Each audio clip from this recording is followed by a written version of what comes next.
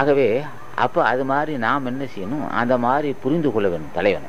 இப்போ அகத்தீசன் மனமாகி அற்றவர், மலமாகி அற்றவர், மாசற்றவர், உண்மையானவர். இது அவருடைய ஆசான் சுப்பிரமணியரை திருவடியை பற்றியதால் கிடைத்த வாய்ப்பு. அப்போ புரிந்து கொண்டார், தலைவன் சுப்பிரமணியர் தான் ஞானி என்றும் அவரை வணங்குவதனால் நன்மை என்று அறிந்து கொண்டார் அகத்தான். இப்போ நாம் அவர் அந்த வாய்ப்பை பெற்றிருக்கிறார். அதே வாய்ப்பு ஆசான் சுப்பிரமணியர் காமமற்றவர், நிர்குணமானவர்,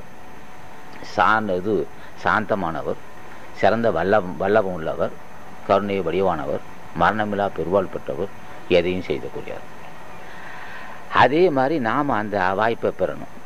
ஆசான் ஆசி அவர் எப்படி அந்த உண்மையை புரிந்துக்கிட்டு பூஜை செஞ்சாரோ அதே மாதிரி நாமளும் ஆசானை பூஜை செய்கிறோம். இப்போ அகத்தீசன் தான் இந்த வாய்ப்பு பெற்றவர், எல்லா வல்லமை உள்ளவர் என்று அறிந்து கொண்டோம். அப்போ அவரை நாம் பூஜை செய்கிறோம். இப்போ என்ன செய்கிறோம், ஆசானை கேட்கிறோம். இப்போ அவனை உரு சொல்லும்போதோட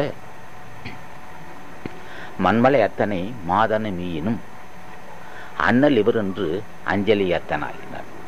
மண்மலை அத்தனை மாதன மீயினும் அண்ணல் இவன் என்று அஞ்சலி எத்தனாய் எண்ணி இறஞ்சாதார் கீழ்ந்த இருவரும் நன்னுவர் ஏலா நரகுலினர்.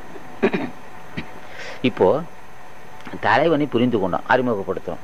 ஆசான் அகத்தீசர் பாவத்தை பொடியாக்கக்கூடியவர், நமக்கு அமைதி தருபவர், வாழ்க்கையில் ஒரு முன்னேற்றத்தை உண்டாக்குவர்னு சொல்கிறோம். அப்போ அவர் தன்மையை நம்ம தெரிஞ்சுக்கணும். அவர் தெரிஞ்சால் நம்ம செயல்பட முடியும். அப்போ அகத்தானை கேட்கிறோம், உன்னை நான் அறிந்து கொள்ள வேண்டும். அப்பா பெரிய வேண்டுகோள், உன்னை நான் அறிந்து கொண்டு வணங்க வேண்டும். உன்னை நான் அறிந்து கொண்டால் நான் என்ன அறிவேன், உன்னை நீ யார், உன் ஆற்றல் என்ன, உன்னை எப்படி பூஜை செய்யுது, உன்னுடைய வல்லமை நான் தெரிந்து கொண்டுன்னு கேட்கணும். உன்னை நான் புரிந்து கொண்டு உன் திருவடியை பட்டுன்னு கேட்கணும்.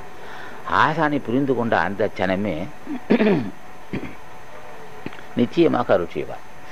அப்போ நாம் சொல்கிறோம், அதான் அண்ணல் இவன் என்று அஞ்சலி அத்தனாய். அண்ணன்னா தலைவன், தலைவனை புரிந்து கொண்டு அஞ்சலி அத்தனா தலைவன். அத்தன் என்றால் தலைவன், தந்தை.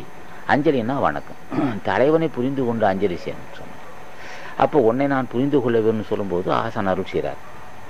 என்ன காரணம், தலைவனை புரிந்து கொள்வது சின்ன விஷயம் இல்லை. தலைவனை எப்போ அறிந்தானோ அப்போதே தலைவன் ஆவான். அதுதான் அது இருக்க மர்மம்.